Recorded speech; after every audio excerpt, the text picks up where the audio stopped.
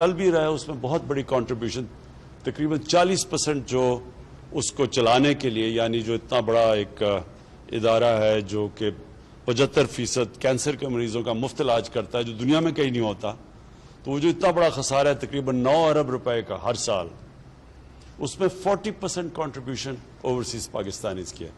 تو میں overseas Pakistanis کی اہمیت سب سے بہتر جانتا ہوں، کیونکہ میرا انٹریکشن بڑا دیر سے اوورسیز پاکستانیوں سے، اس سے پہلے بھی کرکٹ سے تھا۔ جب میں کرکٹ کھیلتا تھا دنیا میں جہاں جاتا تھا تو اوورسیز پاکستانیز ظاہر ہے کرکٹ ٹیم کو سپورٹ کرتے تھے، آتے تھے، تو میرے سے تب سے انٹریکشن ہے۔ لیکن جب پیسے اکٹھے کرنے کے شوکت خانم کے لیے، تو اتنا زیادہ پیسہ اکٹھا کرنا تھا کہ وہ پاکستان میں لوگ تھوڑی دیر کے بعد، جس کو کہتے ہیں ڈونرز فٹیگ، تنگ آ جاتے تھے پیسے دینے کے لیے۔ تو پھر میں جدھر بھی دنیا میں پاکستانی تھے ان کے پاس کیا، تو میں ساری پاکستانی کمیونٹیز کو جانتا ہوں جو کہ پاکستان سے باہر رہتی ہے۔ تو جو سعودی عربیہ کی پاکستانی کمیونٹی ہے، اس کو میں بہت دیر سے جانتا ہوں۔ مجھے بڑا افسوس ہے کہ جس نے مجھے ایک ذوالقرنین یہاں بیٹھے ہیں، ایک احسن رشید، جنہوں نے مجھے بڑا انٹروڈیوس کروایا تھا، وہ آج ہمارے ساتھ نہیں ہیں۔ لیکن میں پھر سے امبیسڈر صاحب میں یہ چاہوں گا کہ آپ کی انٹریکشن ان سے رہے۔ مجھے رپورٹس ملی تھی بڑی بری کہ 1.5 سال سے یہاں جو پاکستانی کمیونٹی ہے ان کو صحیح طرح نہیں سروس کیا جا رہا، تو وہ انشاءاللہ وہ آپ اب آئے ہیں تو آپ جب ان سے انٹریکٹ کریں گے آپ کو پتہ بھی چل جائے گا۔ اچھا جی، میں اب اس پہ آتا ہوں روشن ڈیجیٹل اکاؤنٹ میں۔ یہ بڑی زبردست ایک ہم نے سوچا کہ ہم کیسے اوورسیز پاکستانیز کو ٹیپ کر سکتے ہیں، اور جب سے میری گورنمنٹ آئی ہے میری پوری کوشش تھی کہ جو پوٹینشیل ہے اوورسیز پاکستانیز کا وہ ہم صحیح طرح ٹیپ نہیں کر رہے۔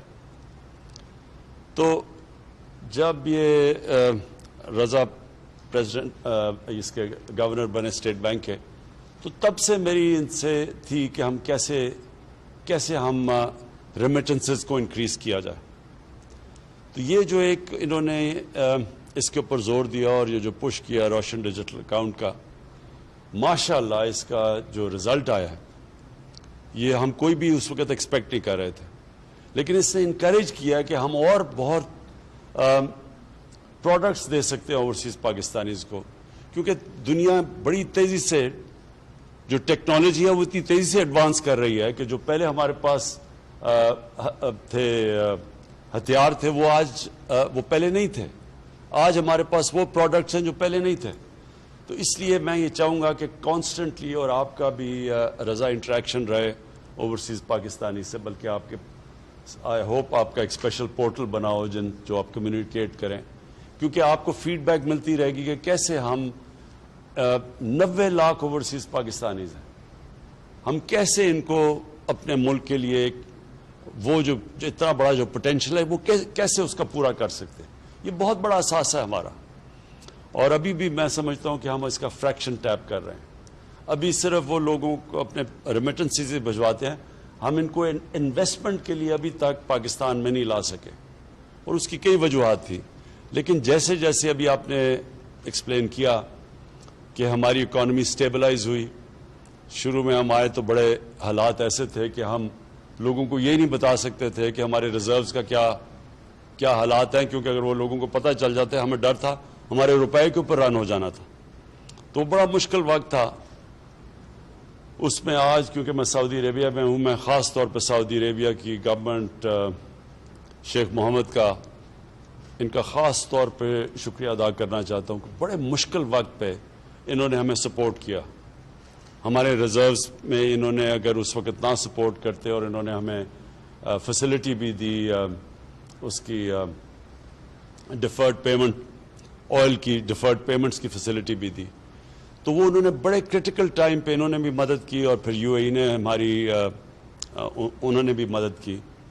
اور وہ کرٹیکل ٹائم پہ اگر ہمارے پاس پیسے یہ ریزروز میں نہ ہماری مدد کرتے تو ہم ڈیفالٹ کر گئے تھے، اور ڈیفالٹ کرتے تو پھر اس کے بڑے سیویئر کانسیکوینسز ہیں۔ ایک ملک ڈیفالٹ کر جائے بڑی دیر لگتی ہے اس کو ریکور کرنے میں۔ تو اللہ کا کرم ہے کہ ہم نے وہ سٹیبلائز کی اکانومی، اور پھر کووڈ کے باوجود کیونکہ آج آپ دنیا کے اندر دیکھیں جو کووڈ نے اکانومیز کو ڈسٹروائے کیا ہے، جو ہم تو پہلے بڑی فریجائل سٹیٹ میں تھے، لیکن وہ اکانومیز جو دنیا کی طاقتور اکانومیز ہیں، اگر آج دیکھیں تو کووڈ نے کس طرح کی ڈیوسٹیشن، کس طرح کی تباہی مچائی ان اکانومیز میں. ہمارے ساتھ دیکھ لیں ہندوستان کو، جو ہندوستان کے حالات ہیں، جو ابھی تو خیر بڑا افسوس سے ہمیں کہنا پڑتا ہے کہ بڑی تیزی سے ان کے جو تھرڈ پیک ہے ہماری بھی ملک میں جا رہی ہے اوپر، لیکن جو ہندوستان میں تباہی مچا رہی ہے، اس سے پہلے بھی جو انہوں نے لاک ڈاؤن کیا تھا اس کی وجہ سے جو اکانومی کو نقصان تھا، وہ اللہ کا شکر ہے کہ ہم نے پاکستان کو بچا لیا اس سے. ہمارا وہ چند ملکوں میں سے ہے ہمارا ملک جو کووڈ کے اندر ہم نے بڑی مشکلوں سے نیویگیٹ کیا. ایک طرف بچانا تھا اپنے لوگوں کو کرونا سے، لیکن دوسری طرف اکانومی کو اور لائیولی ہوڈس کو بھی بچا گئے. اور اس سے ہم وہ ملک ہیں جس نے اپنے ملک کو نکال لیا، اور جبکہ اور ہمارے نیبرز کی ایکسپورٹس گر رہی تھیں، پاکستان کی ایکسپورٹس بڑھنی شروع ہو گئی اور ہماری اکانومی اوپر جانا شروع ہو گئی. تو آج بڑے جو سائنز ہیں ہماری اکانومی کے وہ بڑے خوشائن ہیں. ہماری پاکستان کی کنسٹرکشن انڈسٹری بڑی تیزی سے اوپر جا رہی ہے اور اس میں سب سے زیادہ نوکریاں کنسٹرکشن میں دیتی ہیں. ہمارا جو ہاؤسنگ ہے، لو کاسٹ ہاؤسنگ، وہ ہمارا بہت بڑا پروگرام ہے. تھوڑا سلو گیا ہے کیونکہ ابھی تک ہمارے ملک میں بینکس کو عادت ہی نہیں ہے چھوٹے قرضے دینے کی، غریب لوگوں کو قرض دینے کے لیے. ہاؤسنگ فائنانس کے کوئی کانسیپٹ ہی نہیں تھا پاکستان میں. تو یہ ساری چیزیں اب آہستہ آہستہ ہم انفولڈ کر رہے ہیں. بینکس بھی ٹرین کر رہے ہیں اپنے سٹاف کو، اسٹیٹ بینک پوری مدد کر رہا ہے ان کی، کس طرح ہم ان کو سستے قرضے دیں. اور لوگ بھی سمجھ گئے ہیں، پہلی دفعہ پاکستان کے لوگ بھی سمجھ گئے ہیں کہ بجائے قرض ایک کرایہ دینے کے، وہی کرائے کی جگہ قرضوں کی قسطیں دے کے اپنا گھر ان کا ہو سکتا ہے. تو یہ ساری نئی چیزیں ہیں. آگے میں ویسے ہوئی آپٹیمسٹ، لیکن جو مجھے اب نظر آ رہا ہے، اتنے مشکل وقت سے جو ہم نکلے ہیں، مجھے آگے بڑا اچھا ٹائم نظر آ رہا ہے.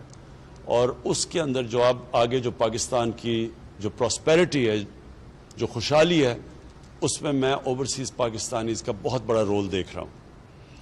اور میں اس لیے کہا کہ چاہیے تو تھا کہ میں آپ سے اور تھوڑے ذرا لمبا انٹریکشن کرتا، جو آج میں نہیں کر سکتا، لیکن میں نے جنرل بلال آپ کو اور پھر آپ کو رضا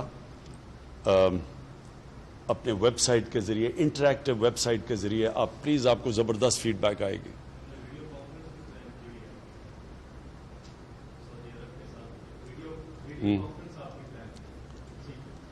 سو اینی وے ہم یہ آپ سے انٹریکشن آگے رہے گا. میں آخر میں بڑا خوش ہوں کیونکہ ہمیں ایک تو ہماری بڑی سعودی عربیہ کی ٹرپ تھی اور بڑے ہمارے تعلقات اور مضبوط ہم نے کیے ہیں. ہمارے لیے بہت امپورٹنٹ ہے سعودی عربیہ پاکستان کے لیے، صرف اس لیے نہیں کہ ہماری ایک ایموشنل اٹیچمنٹ ہے سعودی عربیہ کے ساتھ، اس لیے بھی کہ انہوں نے ہمیشہ ہمارے ساتھ مشکل وقت پہ کھڑے ہوئے ہیں. اور جو اسپیشل جو ایموشنل اٹیچمنٹ ہے وہ اس کی میں اپنی ساری ڈیلیگیشن میرے ساتھ آئی ہوئی تھی، ان سب کو ہمیں جو روزہ رسول میں موقع ملا جانے کا اور پھر آج خانہ کعبہ میں، کعبہ کے اندر جانے کا، تو آج ہم تو سمجھ رہے ہیں کہ ہمارے لیے ہماری بیٹریز بھی ریچارج ہو گئی. اور انشاءاللہ جو سٹرگل ہے ایک نئے پاکستان کے لیے، رول آف لاء کے لیے، ایک نئی سوچ کے لیے جو سٹرگل چل رہی ہے پاکستان میں، یہ میں آپ سب کو بتا دوں کہ بڑا ڈیسائسو مومنٹ ہے پاکستان میں. ایک طرف پرانا سٹیٹس کو بیٹھا ہوا ہے، مافیاز بیٹھے ہوئے ہیں جو پرانے نظام کو بچانے کی پوری کوشش کر رہے ہیں، اور دوسری طرف میرے ساتھ سارا پاکستان کی عوام ہے جو کہ ایک تبدیلی کی طرف، رول آف لاء کی طرف لے کے جا رہے ہیں. یہ اصل میں سٹرگل ہے رول آف لاء کی.